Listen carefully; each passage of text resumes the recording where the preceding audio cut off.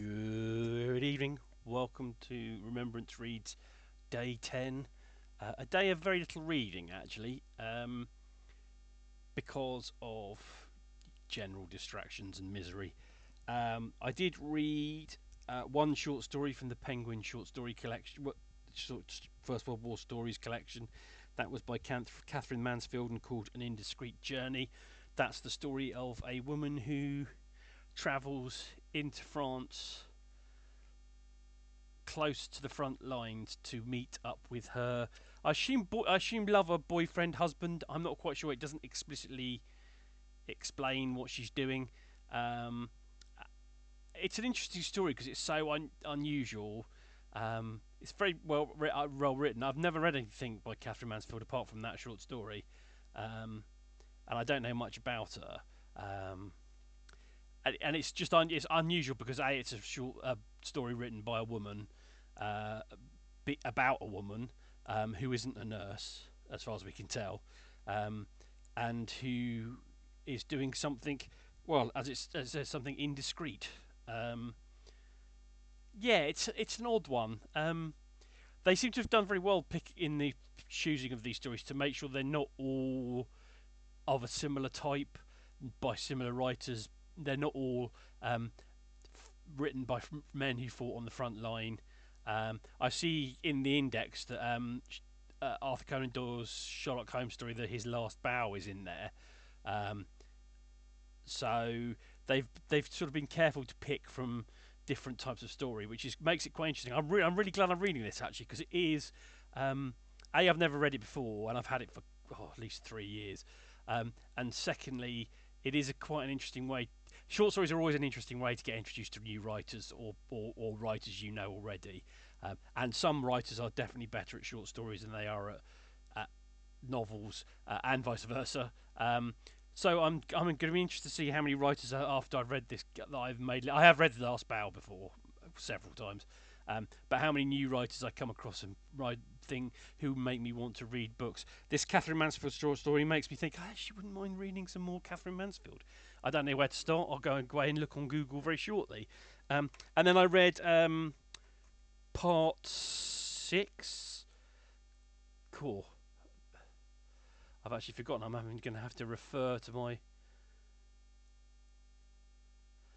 Uh, yes, part 6 of The Great War and Modern Memory by Paul Fussell.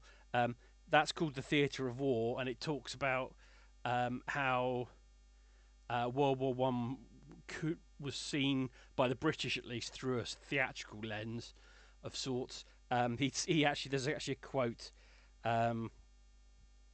from it says, if soldiers in general are like actors, British soldiers are more like actors than others, as a reading of German, French, and American memoirs of the war will confirm. And then he goes on to talk about illustrating this through All Quiet on the Western Front and Storm of Steel by Ernst Junger, where he says the German response seems to be more filtered through the lens of like Gothic romance, Gothic romanticism, than theatre.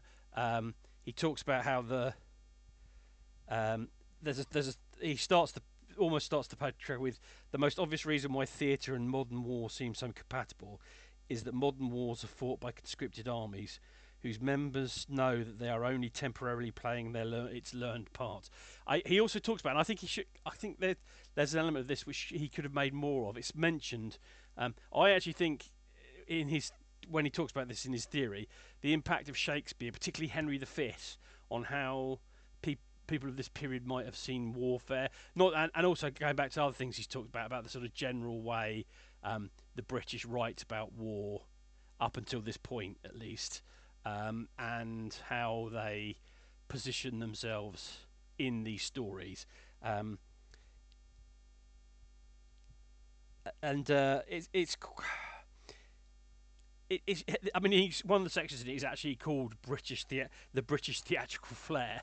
And I have to remind you again, this isn't written by a British person. This is written by an American. So it's seen through his lens, and a Second World War veteran as well. I mean, he does talk about how the way the First World War is written impacts on and thought about impacts on how the Second World War is written, but he points out that the Second World War is more filtered through a lens of cinema than literature or theatre, which is something I think is true. I think the First World War is the war that is filtered through literature in all its forms. I count theatre in amongst literature, even though there's complications to that.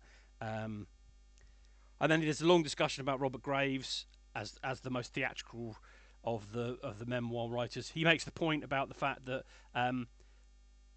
memoirs are not necessarily any more true than fiction, and that fiction can sometimes be more true than memoirs, because in fiction you can, even if your book is semi-autobiographical, even if people know you're writing about your own life, you can say more because you can expressly say this is fiction, and I am making stuff up. So you can say more about who you are in a novel than you can perhaps in a memoir. It'd be interesting to compare Siegfried Sassoon's actual sort of memoirs with his Shearston's Progress. Well, the Shearston trilogy. He also talks about the practical theatrical stuff like camouflage, building fake things so you can disguise what you're doing. They built like fake trees to set up as observation posts. They even, it describes in here that they even created a dead German soldier as a fake dead German soldier as to act as an observation post. But the general sort of the way that sometimes what people were looking at was perceived to be like a set in a theatre, and how that sort of impacts on how people then write about it afterwards. Also, the way that the British apparently used to refer to things as stunts, and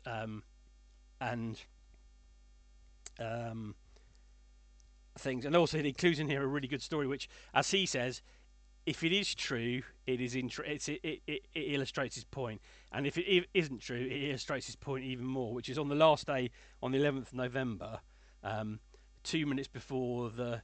This is from Herbert Esame or Esame, and he says on the Fourth Army front, at 2 minutes to 11, a machine gun about 200 yards from the leading British troops fired off a complete belt without pause. A single machine gunner was then seen to stand up beside his weapon, take off his helmet, bow, and turning about walk slowly to the rear, which is as theatrical a thing as you're ever going to see, and may or may not be true, but it's illustrative of how the war was perceived by British soldiers. As Fussell says, that anecdote is from a British soldier. You don't get anything like that, as far as he knows, and as far as I know, in German or French or Italian or Russian or what American versions of the war. He also talks about, actually, the other thing I forgot to mention, he talks about the class system and how that impacts on how people act around each other and how people act. Like he points out, apparently, that the British Army, the class system even applies to regiments in the British Army, with the senior ones, which is the Guards, I think, being more important, being higher up the pecking order than the bottom ones, which were the territorials, before the war started, and that it was the done thing that the most senior regiment got the right flank in a battle, because that was I don't know, I'm not quite sure why, but that was the important flank to have.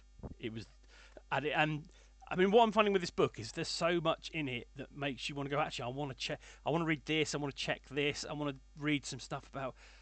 I'd love to read, if somebody knows of one, I'd love to read a book about how German or French or anybody else is writing about World War One versus how the British did it, because this is a very British focused book, even though he does talk about the other people sometimes, but there's no, apart from those couple of mentions of All Quiet on the Western Front and Stelma Steel, you never get a lot of illustrations to say where you can counter his sort of view that the theatre was a key way of processing World War One for the British in literature.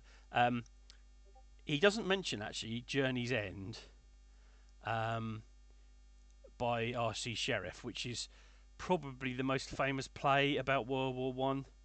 I saw it on stage twice actually when it was redone, perhaps in it must have been the 2010s of some kind, because I imagine it um, coincided with some kind of World War One anniversary, or an RC Sherriff anniversary. It is a very excellent. There was a film made of it even more recently than this. Um, I can't remember who when it was. I think I'm going to say 2020-ish, maybe even 2018 again because of anniversaries. Um, it's a very powerful film. It's a very powerful play. Um, and the version I saw the same version twice because I went with my dad and a friend, and then I went on my own the second time. Um, I recommend seeing the film if you get a chance. Um, yeah, and I've run out of things to say. As I said, it was quite small amount of reading theoretically, but that theatre chapter in Paul Fussell's book was actually quite thick with information, so I was making lots of notes and trying to sort of process what I'm reading. I'm very bad at processing what I'm reading beyond just taking down quotes. I need to sort of stop and breathe and think more deeply about what each chapter's trying to say. This is true of all my reading as well.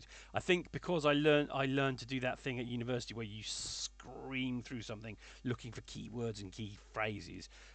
If you that you're going to use in an essay or using in a seminar, it's sometimes a bit too easy to do that all the time and not take a step back and go, right, what do I understand about this, as opposed to what am I taking away, what am I stealing from it, from what a better phrase. So this is day 10 of Remembrance Reads. Tomorrow is the 11th of the 11th, so it is the anniversary of the end of the war. Obviously this Sunday was Remembrance Sunday in the UK, with its usual I was about to say festivities, but that's definitely not the right word. It's usual, the way it's usually marked. I recommend if you do, the BBC normally posts up some stuff on YouTube from the ceremony, and I recommend you give that a watch if you've never seen it before, because it is quite moving. And we are running there are no World War One veterans left, at least in the UK. I doubt if there's any left anywhere at this point, because they'd have to be. Let's assume they were 16 when they joined up in 1918. They'd have to be, I assume there's no First World War One veterans left anywhere, pretty much. And there are very few World War Two veterans left. Again, because the younger, if you'd have to be sort of 85, 90 to be alive, and to fought, certainly to fought in World War Two. I remember reading, this is a throwaway distraction, that Christopher Lee was the last. No, I didn't read it. I heard it on Smursh Pod, which is a podcast about film. That Christopher Lee was the last veteran of World War Two, to have appeared in a film in a role where they have to do fighting, which was as Count Dooku in Star Wars, and that's not that long ago. But that the gap between then and now is enough that there aren't very many World War II veterans left. And I actually think, and this is another sidebar, I actually think that one of the reasons that we have the political world that we do now is that there are so few veterans of the last war against fascism left that we take our democracy and freedoms for granted. I'm not going to wave a flag and say that all World War One, World War Two were fought for great and glorious reasons. I think World War Two is easier to justify than World War One. But even World War One, you can justify if you think of if you read the what the Germans wanted to do if they won, and what they did to Russia when they made Russia sign the peace treaty in 1917. But I think having living event, collecting those stories, hearing those stories. I mean, he does the Paul Fussell does talk about how the memory is defective because it gets filtered through these lenses of literature and theatre and film. But it's still important to hear those stories. And on that note, I will leave you all and I will speak to you all tomorrow. That actually went on slightly longer than I intended. Have a good one. Bye bye.